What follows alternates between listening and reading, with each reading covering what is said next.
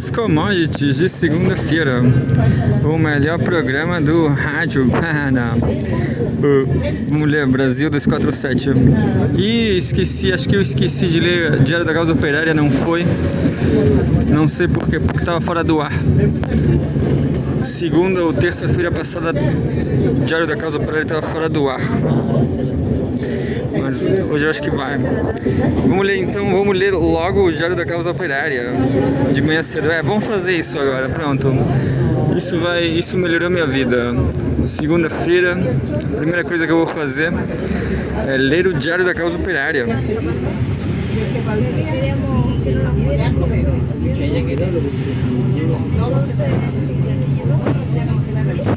Eu deixei de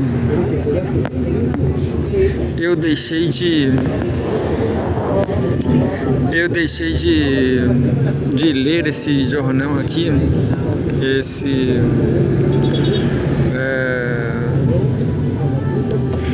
qual o nome? Deixei de acompanhar o Rui, essa é a verdade. Não assisto uma análise da semana há um mês mais ou menos, talvez mais. Aqui no Chile a gente teve esse trauma coletivo do José Antônio Castro. Nem vale a pena aprender espanhol, cara. Ficar falando certinho espanhol. Eu não vejo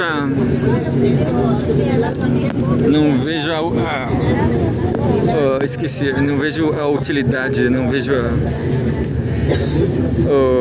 esqueci. Como é que fala na Bahia? A vantagem, não vejo a vantagem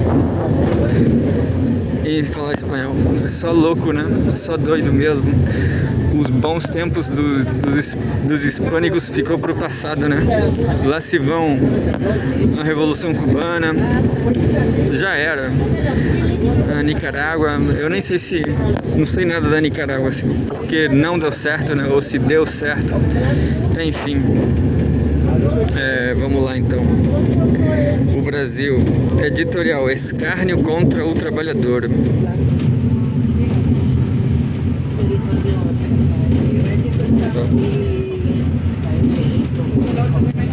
E diz assim: editorial: escárnio contra o trabalhador.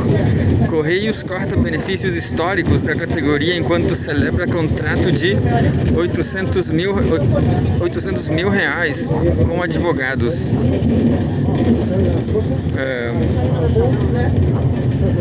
E diz assim, o Rui: eu queria saber a opinião do Rui sobre o caso Epstein, mas eu tenho certeza que ele vai falar uma coisa do tipo: Clinton, Bush pai, Bush filho, Obama, todo mundo podia podia matar 20 pessoas, podia almoçar 20 pessoas. O que eles fizeram no mandato deles foi muito pior. É a verdade, né? A verdade, eles mataram muita gente na Iugoslávia. Isso foi Bill Clinton nos 90. E isso só estava começando, né? Se você vou parar um pouquinho para analisar uma coisa. Se o povo está assistindo atônito o que eles fizeram nos 90, nada. Aqui tem um programa de tipo Aqui Agora, finado Aqui Agora, dos 90 também. Se chama Meia Culpa. Nada faria presagiar. Ele fala assim, quando tem a quebra na narrativa, né? Nada faria presagiar que ia ser tudo muito pior do que a Iugoslávia, o Iraque, né? O Afeganistão. No Afeganistão eles perderam, pelo menos. Agora, no Afeganistão, vai saber, né? Porque parece ser que o Afeganistão é um lugar bacana, que as pessoas são bacanas, entendeu? Não sei, não tenho a mínima ideia, mas eles destruíram o Iraque e eles destruíram a Líbia e a Síria. Então tem um horror. Eles fizeram o que eles quiseram. 7 países em 5 anos. Como não sei quem falava, né? Não sei quem falava. Mas é isso. Loucura total. Horror. Na América Latina eles não precisam nem invadir, porque os jumentos aqui eles já votam neles. E é isso. Infelizmente eu nasci aqui, não vejo a saída para a China. Se eu fosse Rui, eu teria ficado na China. O Rui falou que nunca foi para a Rússia. É uma triste história, né? Porque muita gente do partido dele já foi para a Rússia, eu acho. E ele nunca foi na Rússia. E sempre tem outras demandas, né? Tem que ajudar A, B, C pessoas. Mas enfim, vamos ler agora. Em uma demonstração de escárnio contra a classe operária, a diretoria dos Correios oficializou na última sexta-feira, 6 de fevereiro de 2026, a contratação sem licitação do escritório de advocacia Vambier Yamasaki, Bevernanço e Lobo por 800 mil.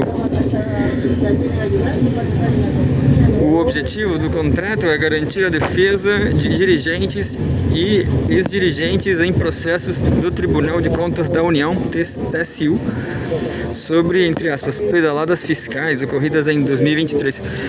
Ainda pedaladas fiscais, né? Esse foi aqui uma grande campanha da burguesia brasileira. Se você quiser ganhar uma causa, você fala pedalada fiscal. Engraçado, mas é triste, porque é a mídia, né? O poder da mídia que controla o judiciário.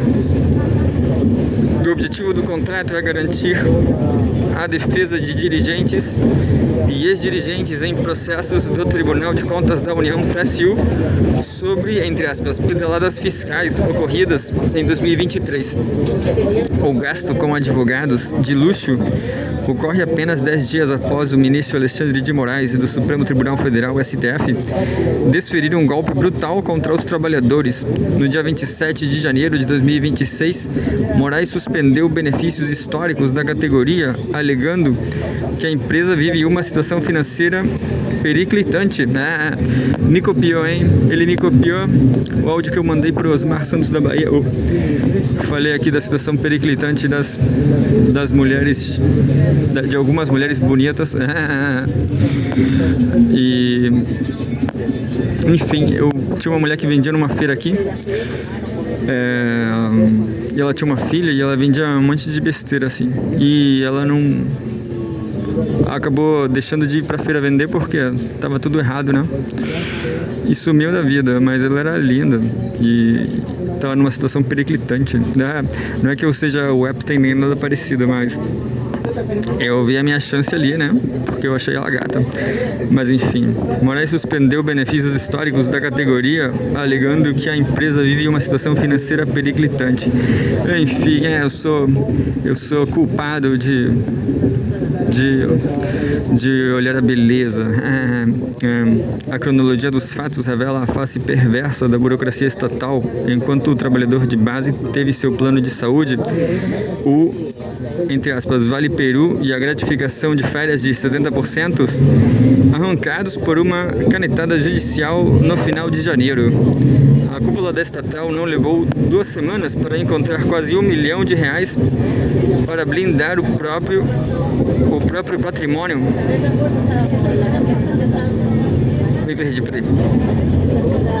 Para blindar o próprio patrimônio pessoal da empresa, do Correio, eu acho. Documentos internos mostram que a prioridade do contrato é, entre aspas, afastar a responsabilização pessoal do dirigente, ou seja, usar o dinheiro que dizem faltar para o ticket de alimentação para proteger a chefia. R$800 mil. O contraste é violento. Os Correios, que registraram um prejuízo de 6,1 bilhões entre janeiro e setembro de 2025, utilizam a crise como pretexto para arrochar arrocha, arrocha, arrocha. Para arrochar o trabalhador, mas ignoram a existência de 300 advogados concursados na própria casa para contratar banca externa. A manobra jurídica foi articulada pela ex-diretoria Juliana Piccoli Agatti, indicada política que saltou do barco para um cargo do Ministério dos Esportes. A decisão de Moraes, do dia 27 de janeiro, atendeu a um recurso da própria empresa contra o dissídio julgado pelo Tribunal Superior do Trabalho, TST, em dezembro de 2025. Na prática, a diretoria dos Correios pediu ao STF para retirar a comida da mesa do funcionário sob o argumento de que a empresa está quebrada, enquanto simultaneamente negociava contratos de R$800 mil para garantir que seus diretores fiquem impunes pelas irregularidades contábeis que eles mesmos geraram. Não há, entre aspas, crise técnica, mas sim uma política de rapina e uma sabotagem deliberada visando a privatização da empresa. Se há R$800 mil para advogados privados e bilhões para socorrer bancos que financiaram a estatal, tem que haver dinheiro para o acordo coletivo. A categoria precisa responder à altura dessa provocação. A blindagem dos diretores em fevereiro, logo após o roubo dos benefícios em janeiro, é a prova final de que a empresa joga abertamente contra o trabalhador. Né? Aí, sociologicamente, o patrão ele ameaça o trabalhador com o desemprego. Não sei se tá. Bom, o Rui sempre fala que tá grande, né? Deve estar grande mesmo, deve estar nos 7%, né? 10%. Aqui no Chile é 10%. Vamos ler mais alguma notícia do Brasil.